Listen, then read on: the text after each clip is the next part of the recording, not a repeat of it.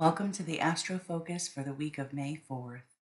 We are coming off an extremely powerful Scorpio full moon where it was squaring Pluto, and that created a crisis in consciousness or crisis in belief square. This is where our perspectives are challenged. Did you notice that you had to confront something this weekend? This is taking us into this week. Mercury, our planet of communication and thought, has just moved into Taurus, and it's squaring Pluto. Pluto is incredibly strong right now as it's stationing to turn retrograde on May 6th. So this isn't a light mental week.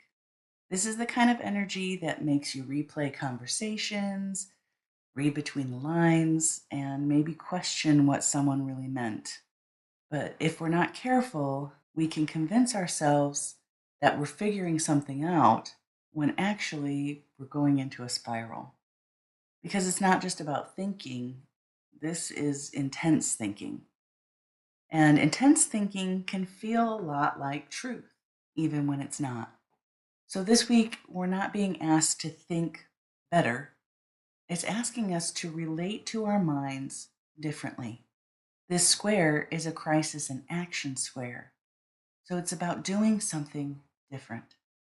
So let's slow down and look at what's actually happening. Like I said, Mercury is our planet of communication, information, how we process and interpret that information. And in Taurus, Mercury is shifting gears from Aries.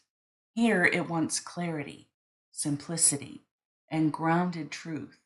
It doesn't want the urgency that maybe it had in Aries. And it doesn't want mental chaos. It wants to feel what's real. This is the observer in my Thrivuary Method. That part of you that can slow down enough to notice what's actually happening instead of just reacting to every thought that comes to mind. And here's the thing, that grounded rhythm is going to be disrupted by this square. Pluto doesn't skim the surface. Pluto digs. It wants to know the hidden meaning, the power dynamics, and what's underneath what's being said.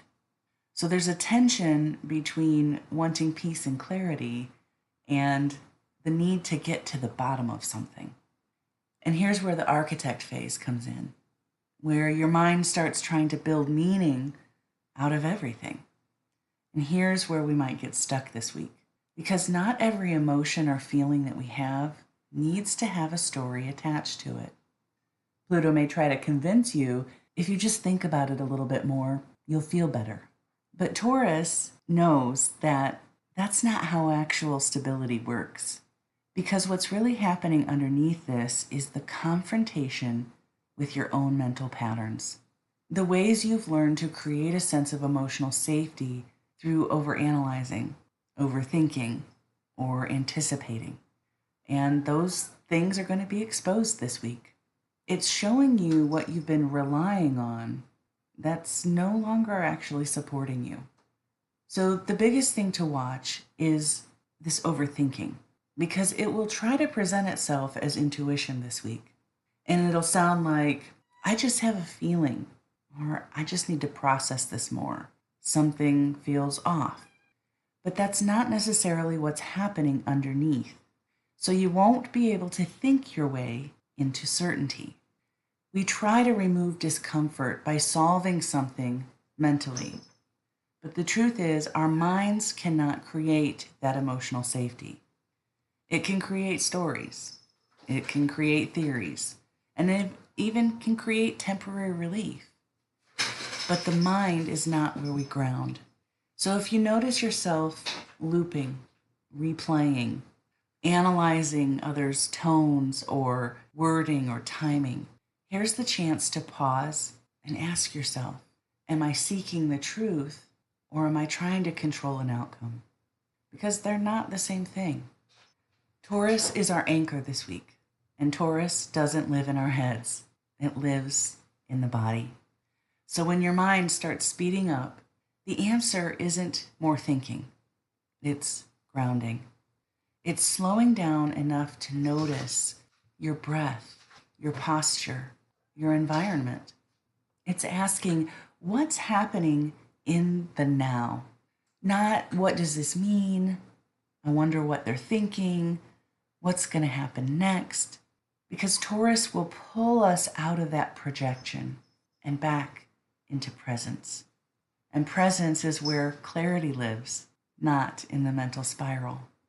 This is also a big week for communication. Pluto will bring intensity to your words. So you might feel the urge to confront something, to call something out, or to say something that you've been holding back. And that's not wrong. But where we might misstep is delivering truth from an activated nervous system rather than from that stability place. And there is a difference. Being activated feels sharp, reactive, and loaded. Grounded truth feels clear, contained, and self-respecting. Because Taurus reminds us that we don't have to rush to say something just because we feel an intensity. Let it settle. Let it become clear. Because truth lands very differently when it's not carrying that emotional charge. At its core, this transit is about power dynamics, but not necessarily the way we might think. Pluto can make us want to control an outcome, how something plays out, how someone responds, or how we're perceived. But control is not the same thing as power. Control is fear. Power is very different. Power and agency say, I know what's true for me, and I can express it. And I can tolerate not trying to control what happens next. And this is our growth edge this week, especially if you're used to managing your environment through thinking or analyzing or anticipating what other people are going to do. This will show you exactly where you're holding a little too tight of a grip instead of standing in your integrity. And layered into this, we also have Mars in Aries squaring Jupiter in Cancer. So even as we're trying to slow the mind down, energy wants to move because Mars in Aries says do something, act now. But Jupiter in Cancer is saying make sure it's actually safe and make sure it's aligned. And this can feel like urgency or activation without clarity, moving into action without grounding yourself first, or emotional reactivity that's disguised as truth. And the risk here is pushing forward without a stable internal foundation. The opportunity is learning how to take action that actually protects your peace, not just expressing an impulse. This is where we stop reacting and start moving with intention. So how do we work with all of this without getting pulled into it? We don't shift our patterns simply by thinking differently. We shift them by relating to ourselves differently in real time. So instead of just trying to stop the mental spiral, try moving through this. When the thoughts start looping, pause and notice if you're trying to solve something. Not asking what's wrong with me or how can I stop this. Just become aware of the loop. Because when you see the pattern you're in, you're no longer fully taken by it. And before you look for answers, begin to regulate your nervous system. Slow your breathing. Feel your feet on the ground. Relax your shoulders. Unclench your jaw. A dysregulated body will always create urgent thoughts, and those will feel very true, even if they're not. So it's not always about needing better thoughts. It's about starting from a more stable place to think from. Only then do you then choose what to do. Maybe you speak. Maybe you set a boundary. Or maybe you wait. But now you're not reacting from a place of trying to control an environment or an outcome. You're responding from self-connection. And that's the shift.